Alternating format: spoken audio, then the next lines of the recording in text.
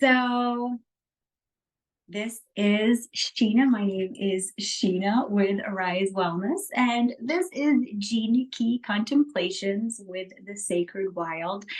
And today we are coming on to explore the frequency, the transmission, the alchemical journey of Gene Key 9.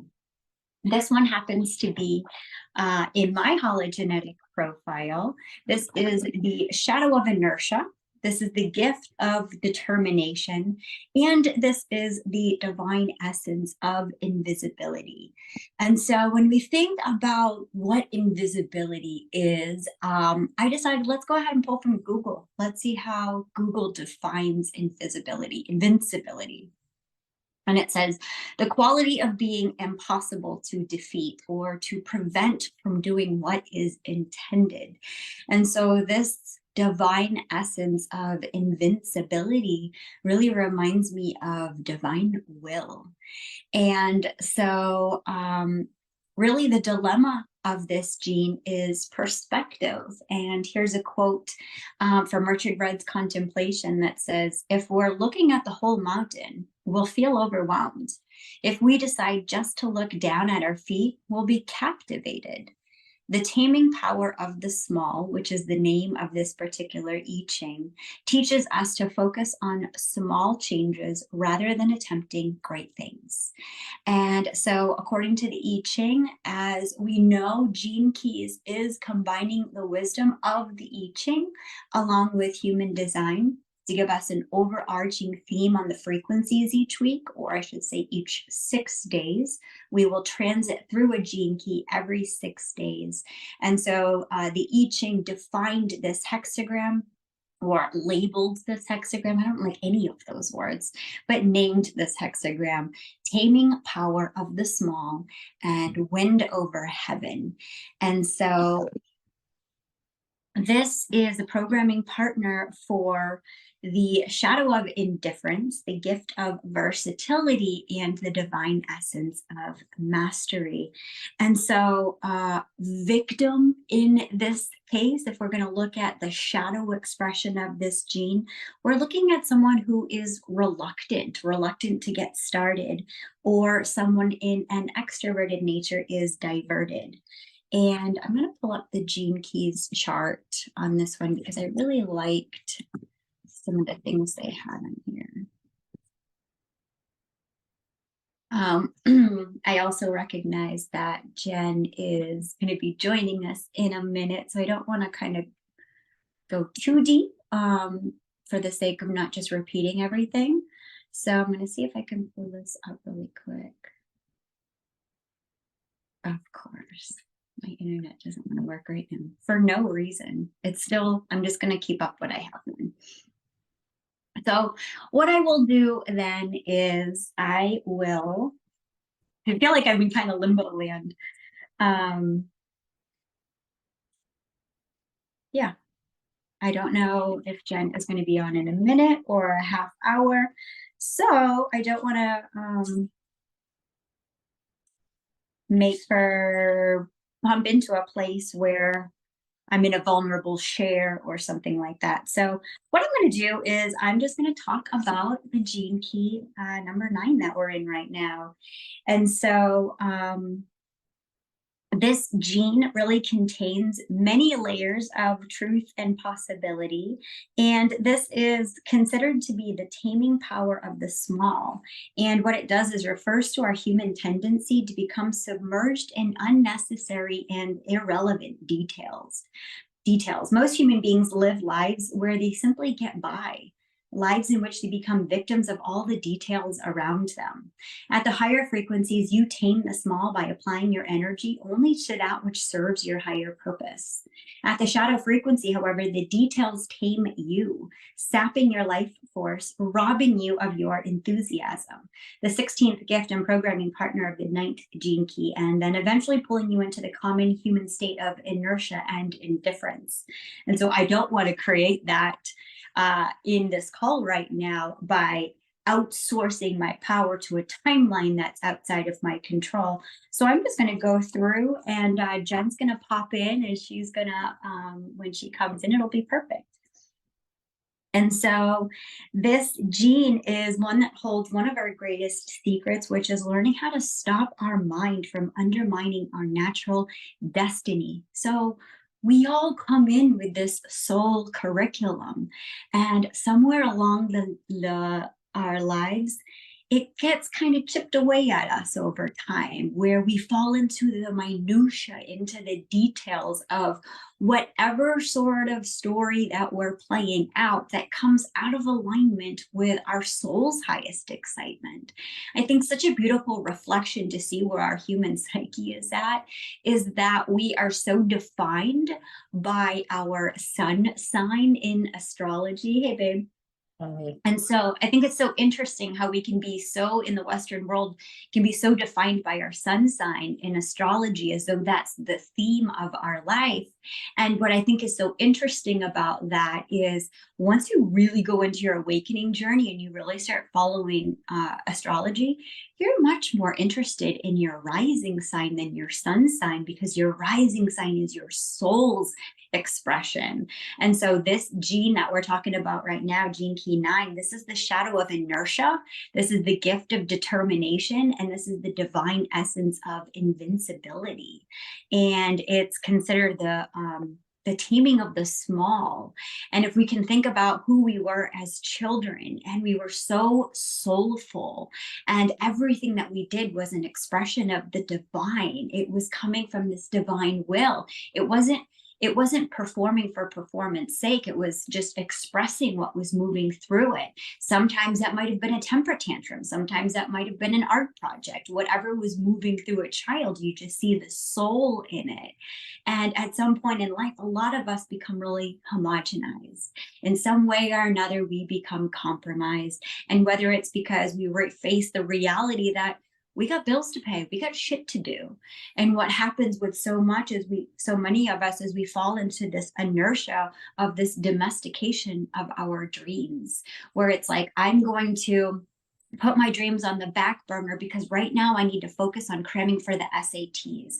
I'm going to put my dreams on the back burner because right now I need to focus on getting into the right college. I'm going to put my dreams on the back burner because right now I need to find the right partner, or I need to take care of my children, and I need to put food on the table, and X, Y, and Z of why we put our dreams on the back burner.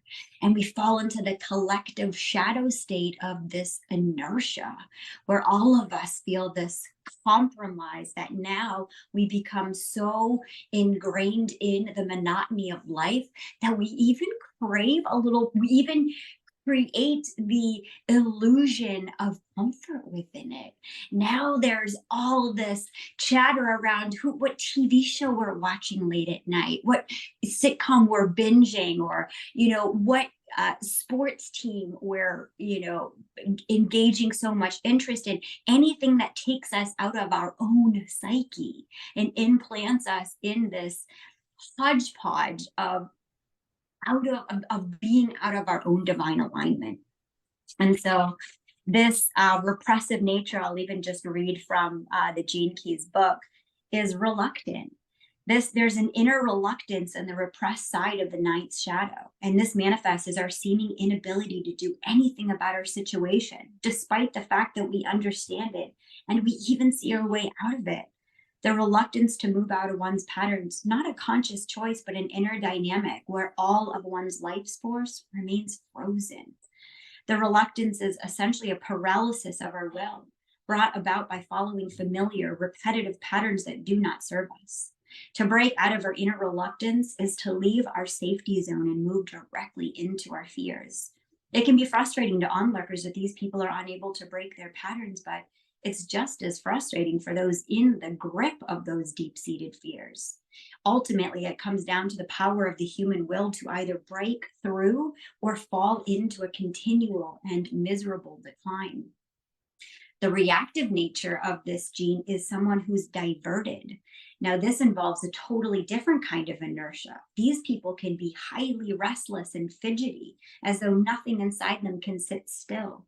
Their tactic is diversion, and they unconsciously seek any stimulus to draw some of their energy and fury out of their body. Naturally, such people cannot sustain this escaped pattern indefinitely and takes an enormous toll on their health and often their finances. These people cannot find a fixed pattern in life at all. If they were to do so, all their rage would explode out of them. This makes it impossible for them to maintain serious commitments for any length of time. Although their lives are not inert in the strict sense of the word, they are inert in terms of fulfillment because they can simply never rest or relax. When we lack enthusiasm, we have a huge drain on our energetic bodies. When we are moving out of an alignment, our body knows this and it keeps creating a resonance of discomfort. And that discomfort is this benevolent universe way of saying, hey, babe, you're going the wrong way. Let's pivot. Let's recheck where we are. Let's slow down. Why are we going over here? Who told us to take that path? We become so comfortable in the expectations of others and the opinions that people will have if we start charting our own way, that so many of us will become atrophied by the idea of setting off on our own way. And so we become comfortable and we follow the opinions of others. And before we know it, we're a mile off in the wrong direction. And then our body starts screaming at us. And maybe it comes by the way of an accident or a health risk or a major cause of tragedy or stress in our life. And all of it is given to us for this slowing down, for this opportunity to say, hey, wait a minute. At the end of every day, I'm so burnt out. And when I look at what I've accomplished, I don't feel satiated by any of it. And that's the shadow expression of this inertia. Now, right now, we see this inertia in a very challenging way on our planet right now. Well, we have more atrocities to name than we've ever been able to digest. We'll ever be able to digest. We will never be able to get through everything that's happening on our planet. Like, there will always be something to grieve. And that's why when we come into our awakening journey, we are asked time and time again to hold this and that. Life can be the spectrum of holding two what seem to be opposing forces. And so right now, there's this inertia that I see where people are turning a blind eye to some of the places that need the most attention on our planets right now. And it's because we've been so compromised. It's because we've been so broken down. And I just want to speak into a whole field of compassion that I have. When I express this, Sheena, I want to express this through my own experience, especially because this one, it happens to be in my chart. And so I want to express this on how it comes through for me.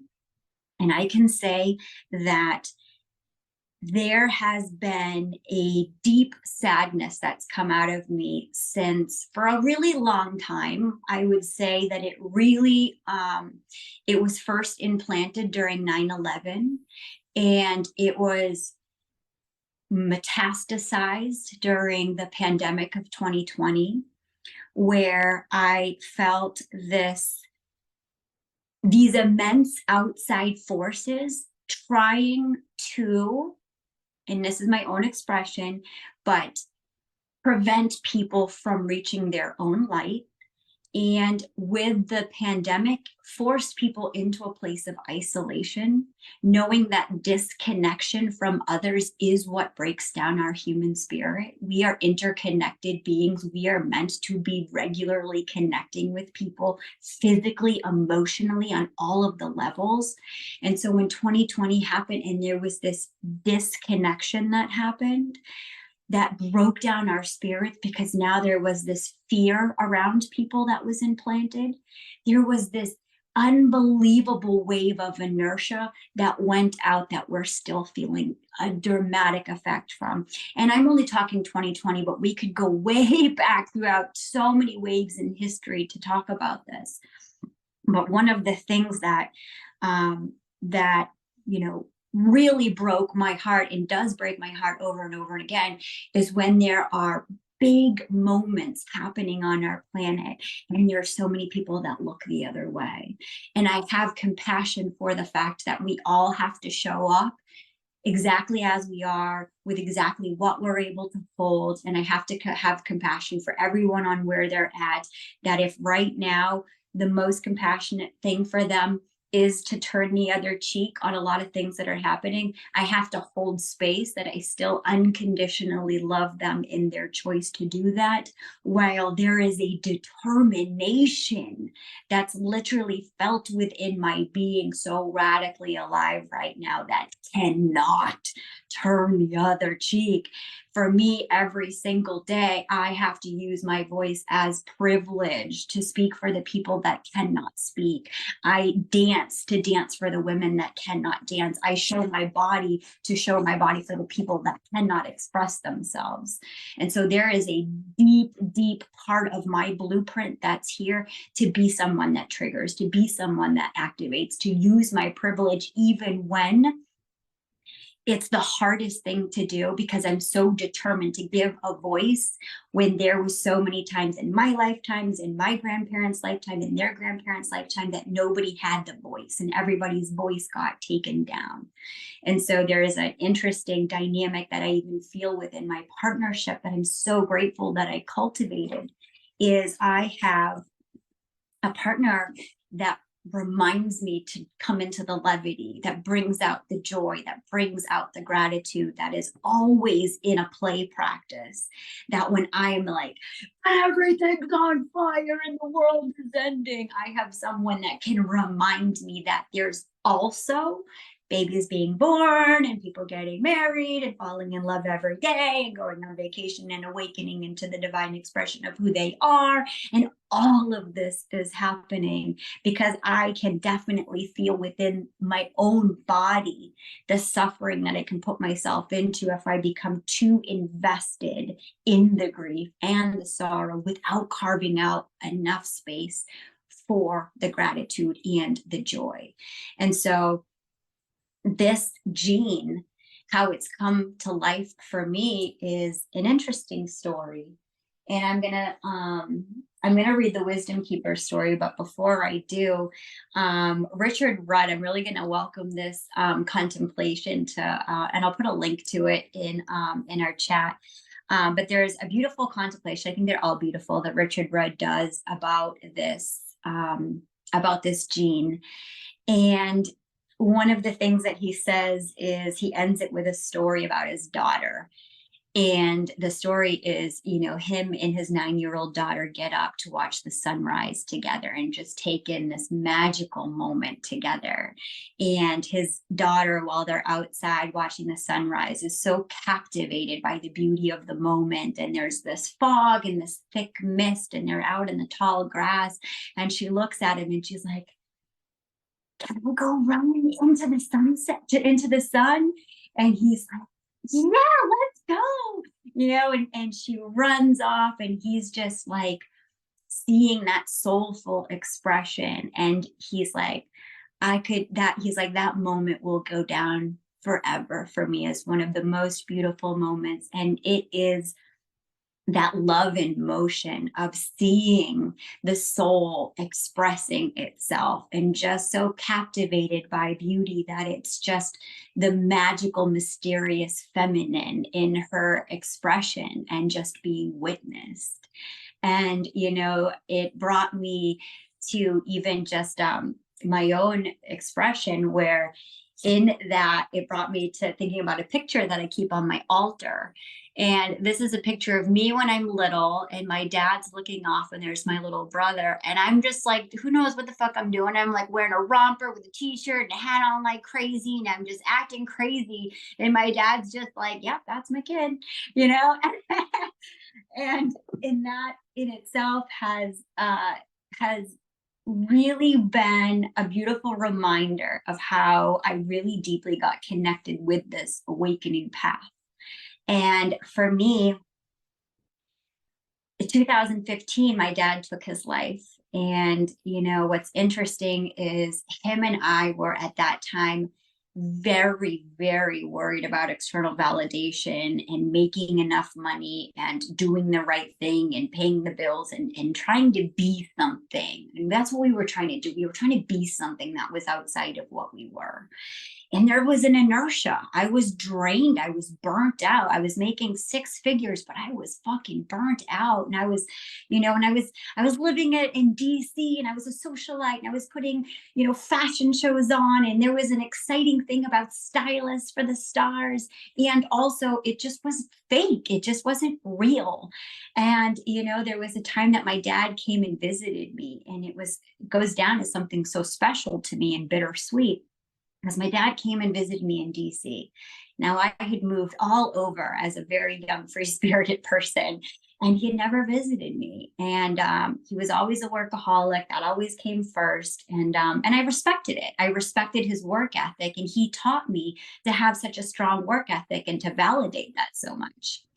And so he came to visit, and he came to visit me, and I was so excited that he was coming to visit. And I was excited at this time that he was coming to visit because I felt like a success. Like, I felt like, oh my gosh, he's going to see me in my swanky apartment and I'm doing well. And I have all these friends, and like on paper, it all looks really good. On the day he arrives, I get so nervous. And it's like crippling nervous. Like, I wouldn't let him in my apartment, but I would let us walk around it. Like, it was like, it's not good enough. And, I ended up bringing him to a bar, my favorite bar. It was a bar that had become my cheers in that place. My dad didn't drink, but there was a back room to the bar, and my friend was the bartender. So he let us have this private back room. And so my dad's drinking coffee and I'm drinking beers, but we're still like, we're getting on, like, we're having deep moments, and it's incredibly bittersweet while it's happening, because I'm like, I want to preserve this, and I'm fucking disassociating like a motherfucker. And I'm like, I want to be here, but I can't be here. And both of us were just entropied by life at that point. So entropied by life that who we were was such a fraction of who we had come to be. And both of us knew it. And we couldn't even talk in the depth anymore that we were so used to doing. And it became small talk and just bullshit. And like, I don't remember the conversation because it was bullshit. And that was one of the last times that I got to actually share space with him. And it breaks my heart that I couldn't get out of my own way. And I couldn't talk about how entropied I'd become by life, because I was still proud that I was making money and doing the thing. And so, I look back at that and be like, man, I wish I got a do-over. And also, it was exactly what it needed to be. And so in 2015, I lost that big swanky job. The company went under completely unannounced. The president of the company went to prison for tax fraud. And overnight, my success was gone. And as it turned out, my dad was having a very similar day at work. He had been given the boot, same time as me. And here we are reflecting on, what do we know now? What do we do now? We've been doing this for so long. I created such an identity of this. And my dad's like, girl, you got 5 years in this. I got 33 years in this, And so I observed the difference in the timelines there as we were kind of navigating what next. And, my dad was giving me all that father love praise of, you can do anything. Anybody would be so lucky to have you. The world is your oyster. I cannot wait to see what happens with all of this, and just juicing me up. I had no idea a couple of days later he would commit suicide. And that would be our last conversation, of him juicing me up before he did the unthinkable. And in the spirit of this gene coming to life for me, I devoted myself. The determination became just activated within me. that every day after that, I devoted to a rising ritual. I found yoga. I didn't even know I needed yoga, but my brain, my body just found yoga for me. And every day I died on my yoga mat. And some days all I could do was just cry. But my success was in lying out the mat and getting there. And then I became crazy. Then I was like, I need to do everything. And then it was like, okay, now I'm going to do this challenge and this challenge and this challenge. And before I knew it, I had hours of physical, rigorous activities in my schedule, because what I realized was there was a fire that was activated within me. And it was through that deep reservoir of grief and my body saying, hey, babe, we literally can't hold this. We got to do something with this. And that the deepness of that grief was voltage in my system. And that turned into a month-long practice, turned into a 6-month-long practice, turned into a year practice, turned into 8 years later now of rising rituals. And what I had been looking for is what I got to find. And now I've been able to celebrate it for years. But what I got to find that started with that determination was I found a way to create a devotional practice to show up for myself, even if it was something small. Sometimes it could be 5 minutes, sometimes it could be 2 hours, but I created a ritual of devoting myself to something bigger than me and doing that every single day. However I got there, it was okay, just get there. That was me marrying my divine masculine with my divine feminine. Just fucking get there, babe. It doesn't matter what you do, just fucking get there, just to commit to getting there. And it was my dad's voice saying, babe, just show up, just show up, just show up. And, I love the quote that says, when I went looking for God, I found myself. When I went looking for myself, I found God.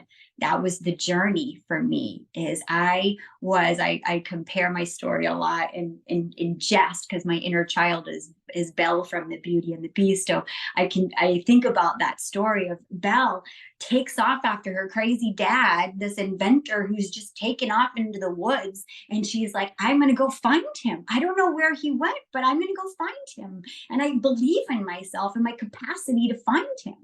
And that's what I did. I went into the darkness. I went into the uncharted territories. And I was like, I'm going to find out what happens when we die and what happens when we take our lives. Where do we go? What happens? And I went down every rabbit hole and I went down every place until I just kept peeling off the layers of the forgetting. And in that, I could remember that this was the agreement that my dad and I made. He was going to wake me up through his death. And his life's work is universal love. And guess what? My partner's purpose is universal love. And so when I got to experience what love was, I got to see that it is beyond all confines of space and time.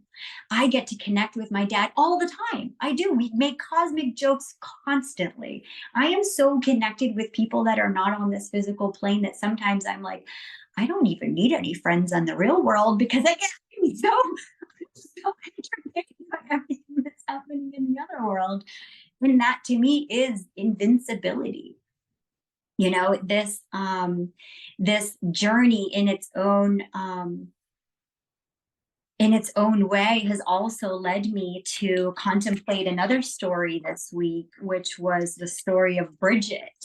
And this story that feels very relevant in my birth chart, in my gene key charts, and how it's come alive for me this week is, especially why we are holding the full spectrum of everything is perfect, as well as for my desire for it to be different. There are atrocities on our planet, and there are absolutely beautiful, amazing things that are here as well. And so now I just totally lost my train of thought. So I'm going to jump in for a minute and talk, because that's what's happening. That's what's happening. Yes, please. So first, I love that of course, it's this gene key every fucking time. I don't know why I always come in surprised, like, oh my gosh. But because that's like exactly it. Like everything that you're describing this last week, I Mhm. have felt so bogged down by my 9 to 5. I Mm. don't want to be here. I don't want to go 95 miles an hour. I don't want to respond to 120 emails a day. I don't want to put out 10 fires every day. I don't want to be the person that everybody goes to for everything. I don't want to be the person that holds everything together. I don't want to fucking do this. I don't want this inertia. I don't want this. And, and that's it. Like, and Yeah. like whatever the other side of that, I haven't gotten there yet. Yeah. And I still desperately like want to run and be like, you know what, kids, we're gonna fucking just camp out by the lake and that's where we're gonna live now. And just be and have this like easy, lackadaisical, whimsical, no schedule type of day, and be able to have a 4 hour rising ritual every day, like I did last Saturday or Mm. last Friday, and be able to have a 2 hour setting ritual every day. And then the moments in between are just, interspersed with all this magicalness and being able to sit in the savory energiness. And it reminds me of the same feeling that I get that I got when I was going through difficulties with my family. Mm. And I'd sit in my rituals and just be like, I want to be fucking done. I want to be fucking done. I want to walk away. And it wasn't from it is the deepest expression of love that I can offer is to say goodbye space. It is this is too hard. I don't want to fucking do it Mhm. space. I want to run away. And Mhm. it's the same feeling here. And like, I do know, like, okay, you're in the midst, you're 3 months into an acquisition and everything's crunchy right now and change is happening and people are going to lose their jobs and you're the one that's going to be to blame and all the things. Like, I know I've been through this before. And I know that in 6 months it's going to be easy peasy. It's all going to be smooth and running amazing. But like right now in this moment, there's too much for me to do. I'm sitting here listening to you speak, and this is such a gift to me to have this in the middle of the day, in the middle of the week, because I hear the bing, bing, bing, bing emails just going up and up. I hear the boop, boop of my voicemails gathering of people coming in because Jen always has her door open and Jen's always available. So they don't really understand that when the door is closed, that means you don't come in. And Mm. so it's it's just one of those pieces where it's like I feel like I'm in the mud in this space, right? The quicksands where it's so fucking hard to move, where there's more things to do than there is time to do them, and being confronted over and over and over again with the Jen, you're not good enough. Jen, you're not getting this done. Jen, this isn't, you're not showing up in the way that you need to show up, or this is happening, are you going to see that you're a failure now? This is happening, are you going to see that you're a failure now? Right? And then to alchemize this over and over and over and over, that coupled with the fact that we had the full moon on Monday, I started my cycle and my fast, so it's like the Mm. trifecta. And I'm Mhm. like, blah.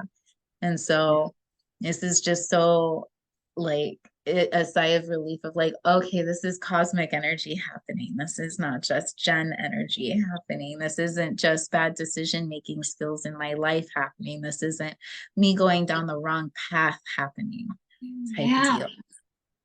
And Yeah. so I just wanted to name that. Thank you. Thank you for speaking into all of that.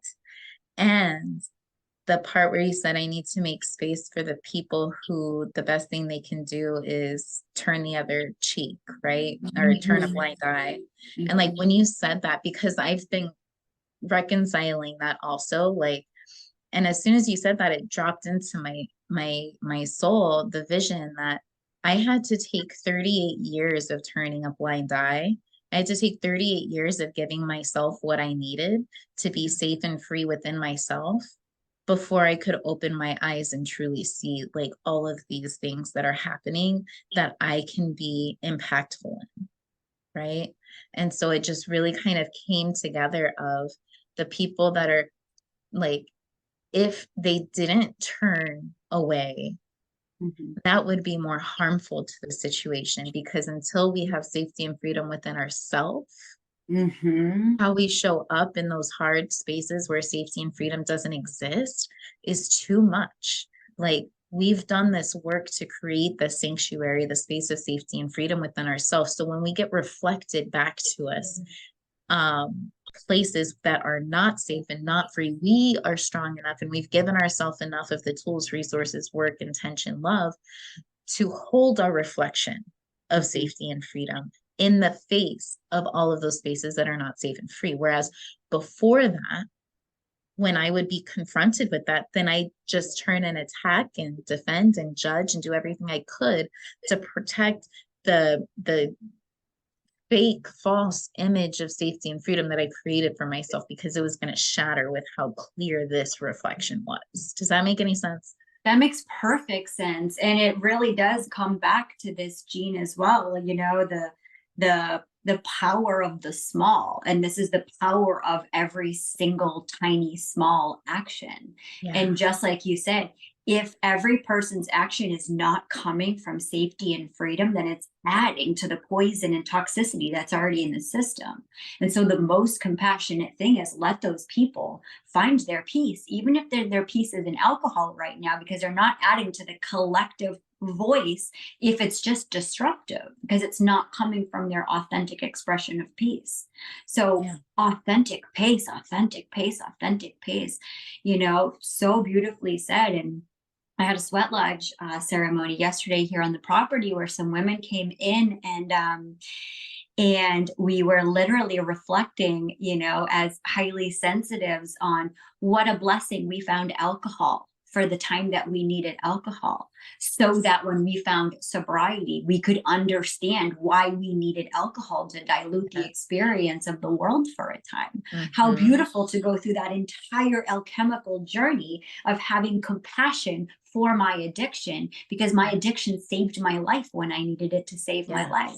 And how beautiful that I can come back in the space of clarity now to say, thank you, addiction. Thank you for choosing alcohol instead of suicide when that seemed to be an option at that time.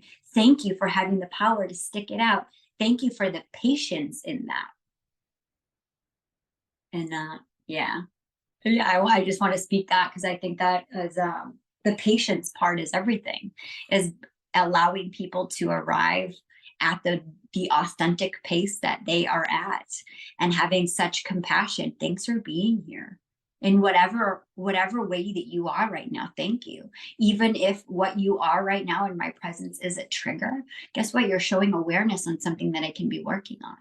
You know, this morning I got to have a beautiful conversation with my partner in sharing about how much space and freedom do we have right now? What are the kind of events that we feel comfortable to bring onto the property right now? You know, what space have we cultivated that we can carve into with authentic, just allowance, you know? And we had to be honest that we haven't carved radical space right now. You know, there's more selective groups that we want to work with right now. The selective groups that we're working right now are not with plant medicine. There are other groups that are coming in because right now that feels more true. I know we were, I'll just say it. Yeah. there's a sister community that I have so much reverence for. I have so much reverence for the work that she's done in the places and spaces that she's been able to cultivate. And I'm also grateful for the deep intimacy that I have in my partnership, where we can be honest about the different things that trigger us. And she put out an event. She had an event recently. And as I see and feel into the event, it was an embodiment practice in a women's circle for women to use plant medicine and go through and it was a twerking workshop. It was a twerking workshop. And I was like, oh, and he was saying, you know, it was just radically alive for him in the moment to say, How do you feel about how she presented that? It was a little video, it's people twerking, and it's like, you know, you see the fire in the background, you're shaking rattle, people are doing hape, and then it's like twerking workshop or something. And he was like, I want to just be honest to tell you that that's deeply triggering for me in this moment. And, you know, when we can break down why and what's happening, you know, I can see that there's a place where my partners, are these women safe? Are they safe to express in that way? Are people taking cameras? Are they filming them? Are they putting them on the website? Like, why is there plant medicine? Does that need to be together? And like, he's just having his raw experience with me that, like, I feel in my heart of hearts nervous for this experience for those women, that they might expose themselves to something that maybe they're not ready for. And, you know, and it was beautiful to ask him, would you be able to hold that space? Like, could we cultivate this container? Is Yeah. there something that you would do differently? You Yeah. know, and for him, you know, the difference was in like, I like the word embodiment over twerking. I Yeah. like, you know, and then there were just like Yeah. different things, you know, that he was bringing in. He's like, you know, I didn't like to see somebody on a video with happy, you know, and it was like, it Yeah. was a beautiful reflection for us to say, I have so much respect and reverence and love for this container and Right. those women and everything that they can do. And I can also be truly authentic to say ours would look different, or mine would be Yeah. a little bit different than that. And also that deep awareness in myself, too, of where I was saying, like, wow, I'm really longing to work one on one with somebody and do more embodiment work and more somatic practices, so that I can cultivate the space to hold containers for this, because I think it's so important. And this is showing me I would like to dig deeper into any resistance about this, you know? Yes. And And stepping then, into those spaces, it's such a intimate area in which it activates many, many, many people, because it is so outside of the box to not only hold workshops regarding the sensuality, the erotica, the, you know, sexuality piece, and then also to see that as sacred. So coupling that with the spirituality and the sacred aspects, right? So something that came to me a few months ago from reading the Magdalene manuscripts, actually, was when because the Sacred Wild's going to have a camp at Saguaro Man, which is the regional Burning Man event here in Arizona. oh my And God. so, yeah, we're going to post something about it a little later, probably in January. But one of the events that I was guided to hold, and this came to me like 4 months ago, and it's been kind of dormant lately and still alive, is a self-pleasure activation. So like a guided self-pleasure activation. And so Yeah. like in that, there's so many different ways that we can look at that, you know, Mhm. and essentially like my essence, the intent behind it is to create a space in which we can redefine what self-pleasure is and how to utilize that resource for our own sovereign liberation, right? And creation. And so it is such an, because that's like I've been diving into that just the last 4 months or so. What does that mean to me? How would Mhm. I want to present that? Because I am, but like if I were to go experience it, Mhm. what would I want? What would make me feel safe and comfortable, right? And I know it's not what makes everybody feel safe and comfortable. And we're walking into a very tender, intimate spot in a space that is very loud and public. Like this is not a private event. This is going to be held in the public's eye. I mean, public meaning Saguaro Man. But, you know, within that construct, they're very adamant with safety and freedom processes.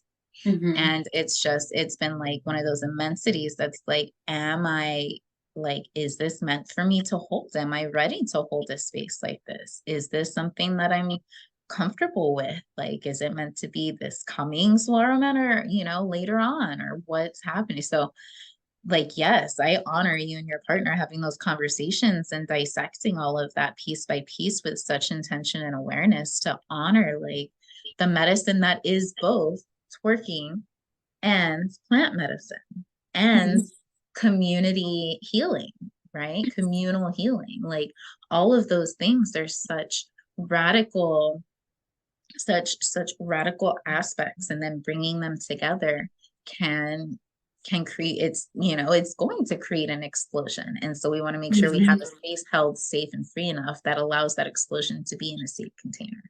Totally. Yeah. And we have to be honest about how safe and free we feel and how much we can expand that out. I mean, as at what we have been so blessed to cultivate within our community now are people that are non-binary and people that are nudists. Both of them come to our property.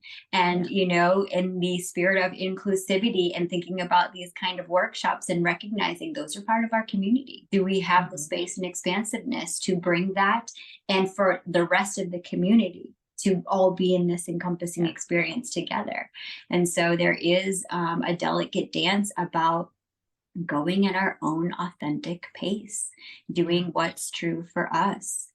And a story that I was reminded of that I was thinking, back I was going to say before is the concept of Bridget, and just this.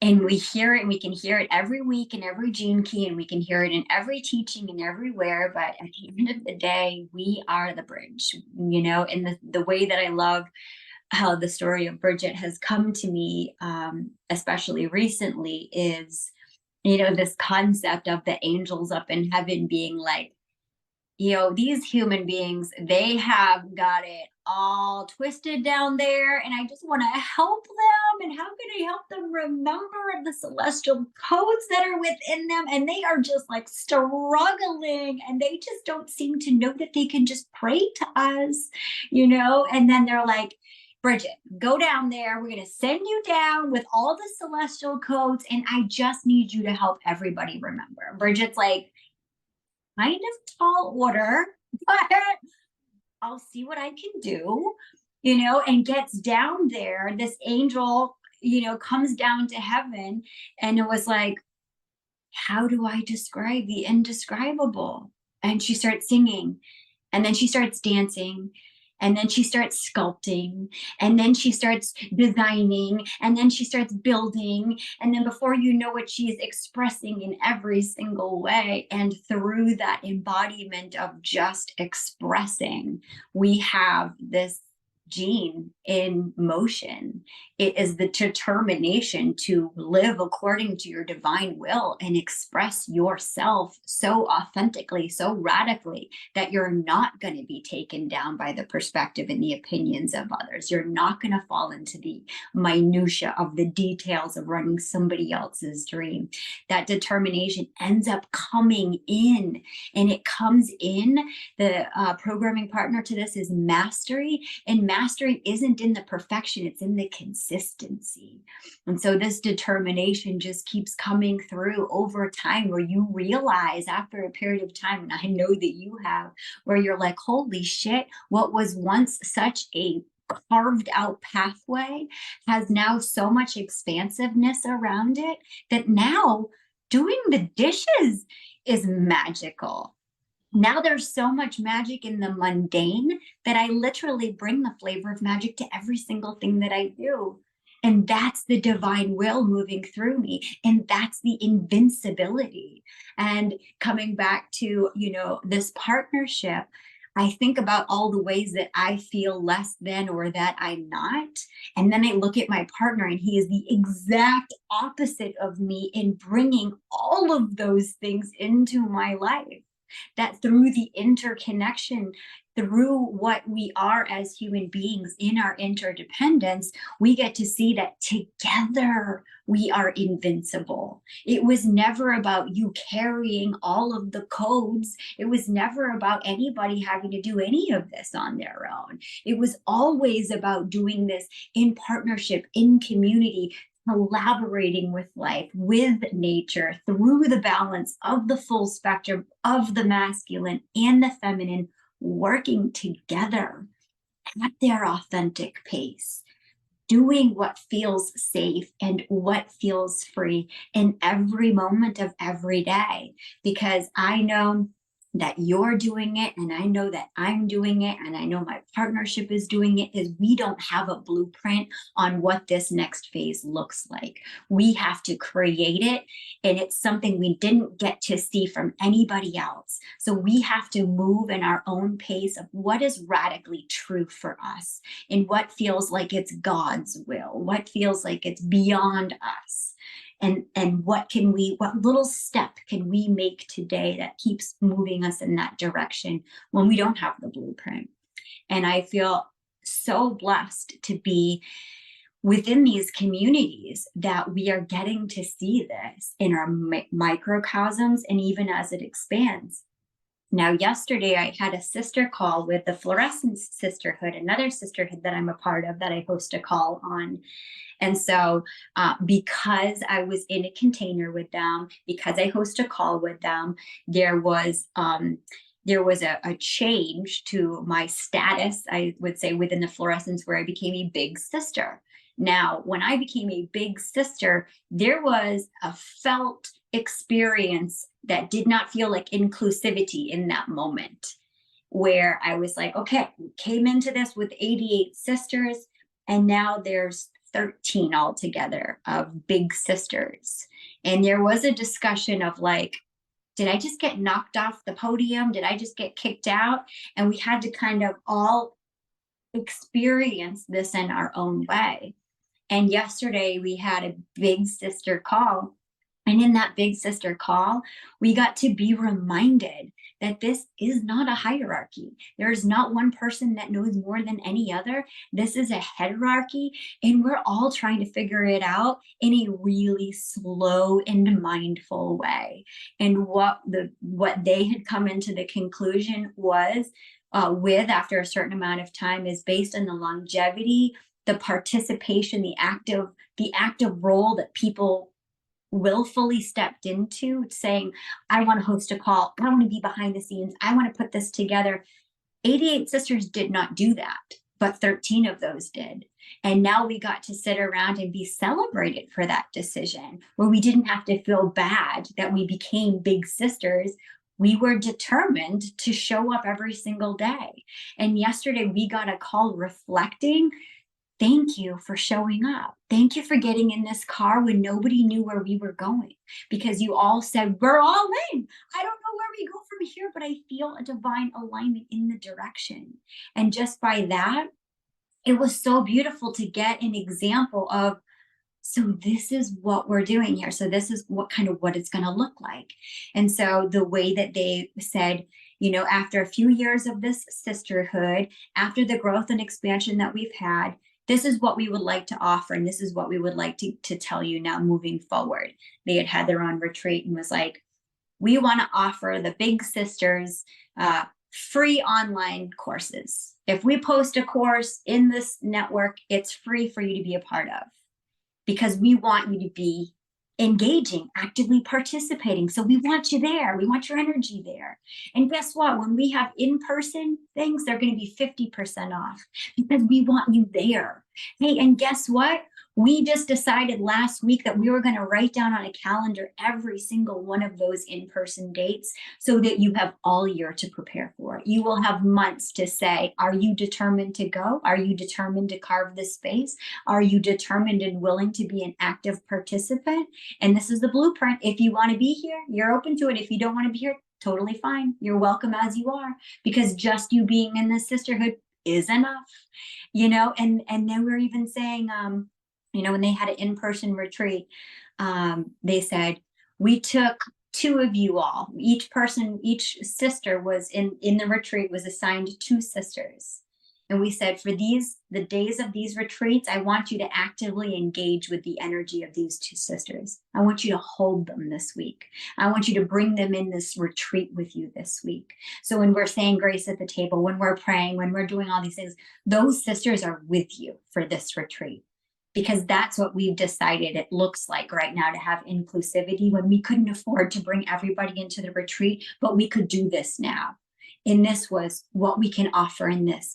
And so this call, we want to share with you that we care about you and that we have gratitude for you. And thank you for being here. And to feel the resonance of the gratitude for all of us that are starting all these in-person and virtual communities. And we're like, I just want to bring magic. I just want to bring safety. I just want to bring freedom to people in a way that's true. And this is what we can do today. And what really they were asking for. And they also were like, and we want you to feel free to share about what services you have. Talk about what services you have on the platform. Use the calls that you are hosting to share about those things, because the people that come to those calls are going to be your customers. They're going to be the people that follow you. They're going to be the people that support you. You know, and what that means for me is I get to bring more people into this community, and I get to be welcomed in that, embraced in that, where my sisters are saying this is not competition, this is collaboration, because all of us have our own unique essence that we're bringing in. And some of us have a curriculum for rewilding. And that's what the Sacred Wild is a place for us to rewild together, collaboratively. And what I said to you the other day, it's not just women. This is every walk of life coming in here. And there's not many of those spaces here. I've just been so floored. And then to see Paul stepping into his role also of like bringing the idea. So little backstory, when we were first creating the community before it was live, I had a space for the Wild Brotherhood and the Wild Sisterhood. And at the time, we're like, no, there's a lot happening. I don't know. So I deleted them and I was like, okay. And so then he brought that up. I was like, so is it time to bring that back? And he was like, yes. And to see just his natural evolution in leadership and see that growth and see that support, and to see on an integration call, we had 5 men and 2 women. And just to see the coming together of everybody is just been so mind-blowing, because like this has been like a number of dreams coming together in reality at the same time, that we're literally just like, oh yeah, somebody should do that. And that's your invincibility. I mean, this, and I commented to Brianna this morning, it's like, I get to be a part of your invincibility within this virtual community, because we both know this did not spring up overnight, that this took consistent effort over a long period of time, every day, just carving out, what does the goddess that's speaking through me say to do now? You know, and so this gets to be like a beautiful reflection of a long time of dedication, determination, and commitment to this process. And I love how intentional you are about it, that you know what's coming out next year. You know the dates for the retreats, the in-person gatherings, the release, the launch date. Like, you know this. And yet there's a very calculated and methodical structure that only the divine feminine is going to disclose when it needs to be disclosed, what's coming up, and keeping us all in the magic and the mystery, and that allows that fluidity for it to change. Nobody's locked into that date. Nobody has said that this is the end all be all, that it has to be like this. There gets to be so much mystery in between now and the next now. Now and the next now. I know that's been a deep surrender for me.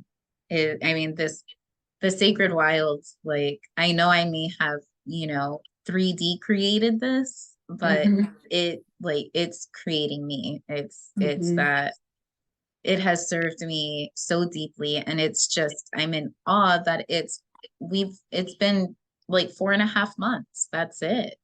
Like, it's still a baby. And it's been just so profoundly impactful in my life. And this has been from beyond anything I could recollect, just my entire life. has been preparing me for this moment. It's that cliche saying where it's like, oh yeah, okay. And then it happens and you're like, oh, okay.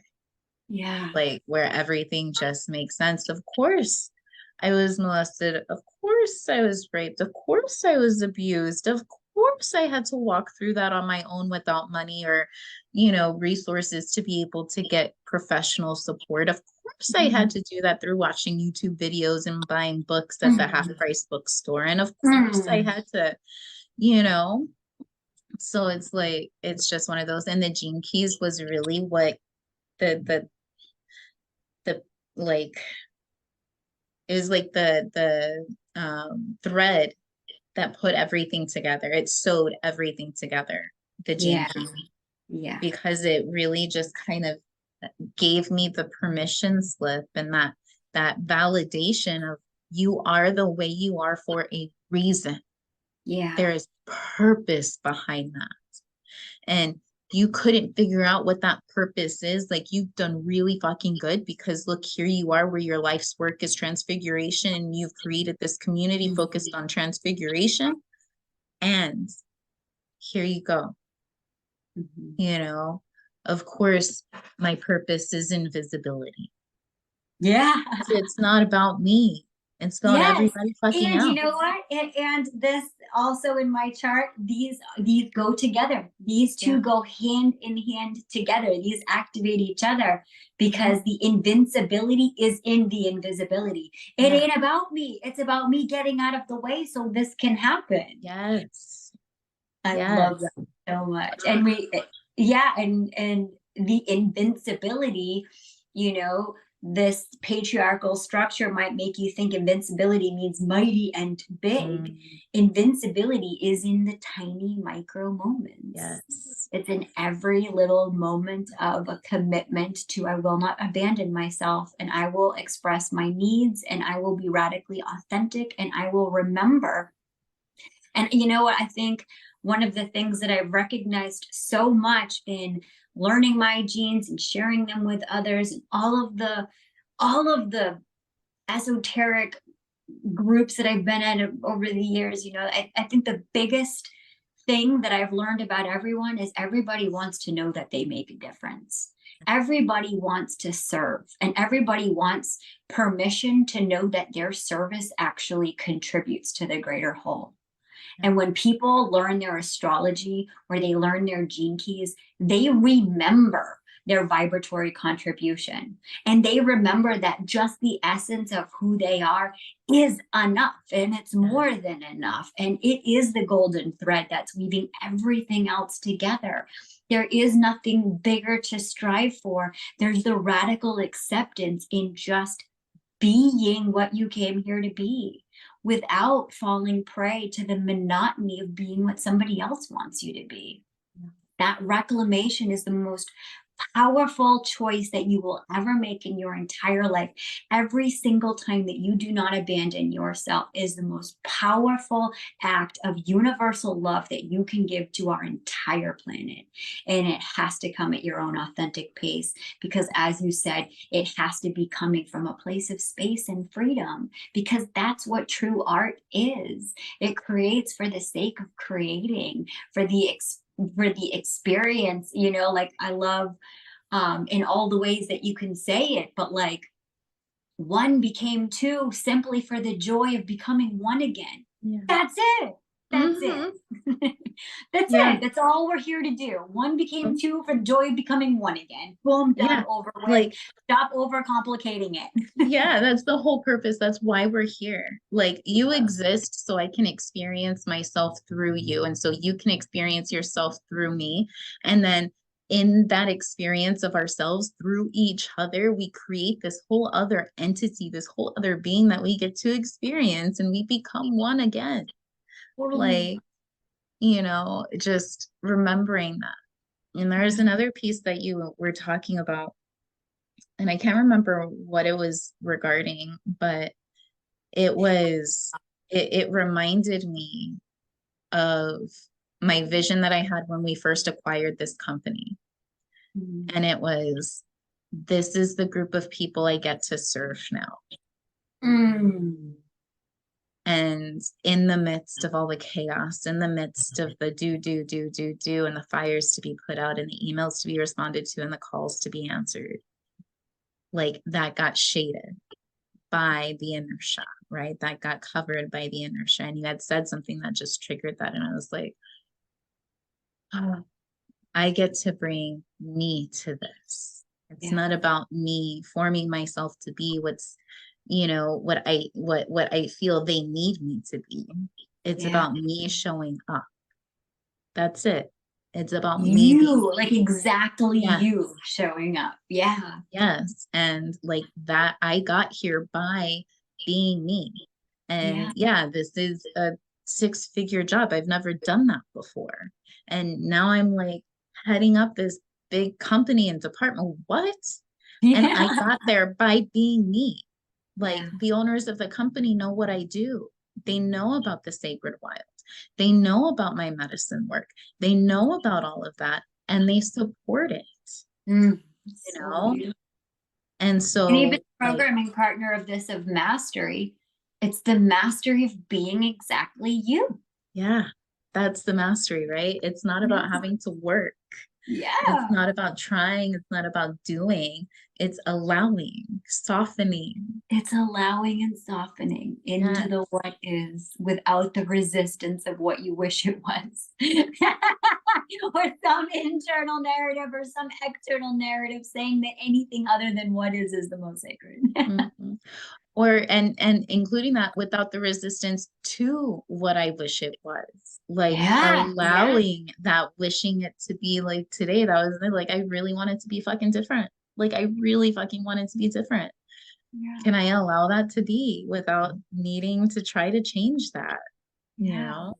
And I'd love to close out our call with the wisdom story because I think it's kind of interesting. I mean, they're all interesting, but I love to, as you're going to go back out into the work day, to have these sort of questions, contemplation fresh. And this other story, I know we've shared our own experiences, but here's just like one little story to see how you feel into this. And I think it's an interesting one for us.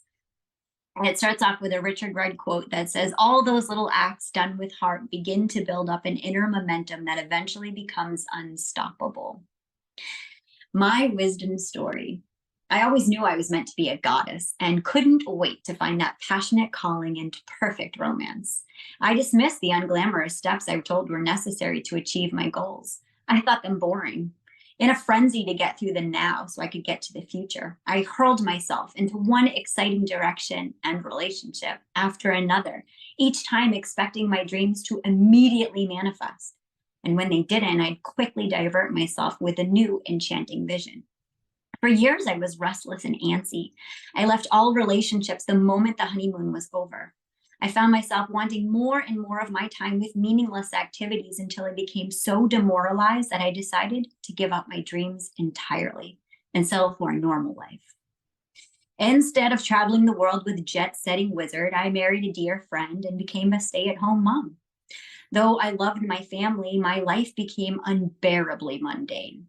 I wasn't judging the small, inconsequential moments. I was lost in inertia, swallowed by endless tasks and responsibilities. My life felt devoid of hope and passion.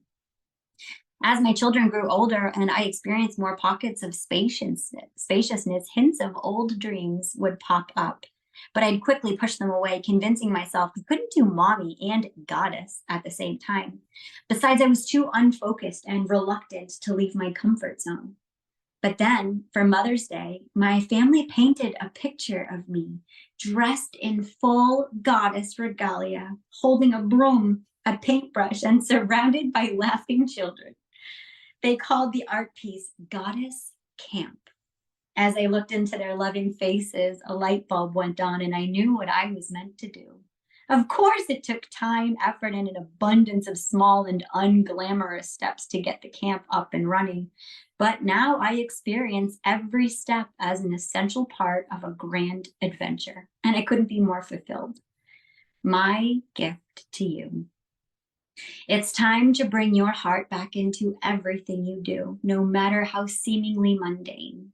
Remember, every act of intention is an act of magic.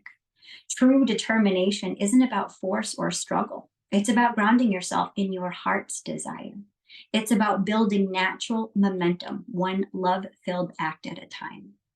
Perhaps at the beginning of an endeavor, when you're dealing with an inner reluctance or habitual diversions, you may need to assert some will. But once you start moving, the entire universe, including your body, will rise up to meet you, creating a current of support to which you only need to surrender. Soon you'll see the connection between every moment of your life and your deepest dreams. So listen to your heart, prioritize the practical or the beautiful, and let go of the rest. It's that simple. Questions for contemplation to think about this week? Do you tend to feel lost in the mundane, or are you often trying to escape it? Where do you desire more movement in your life, and who might help you burst through that inertia to help you get moving? If you've lost touch with a dream, find 3 ways to spend time with beauty today and move your body. If you've been frantically avoiding the practical, choose 3 simple tasks to accomplish and find the magic in them, and then go and have a good rest. When do you remember feeling invincible? Write down or doodle exactly what that felt like in a journal. Goddess Could camp. not have been more perfect. As you create the sacred wild and talk about your in-person retreat. Oh, I love you, sister. I love you. Thank you so much for the beauty that you bring to this space. Thank you so much for offering your time and your presence and your wisdom. Thank you so much for making the sacred wild the safe and free space that it is. It wouldn't be the same without you. I love you. Thank you. Thank you. Thank you. Namaste, sister. Namaste, love.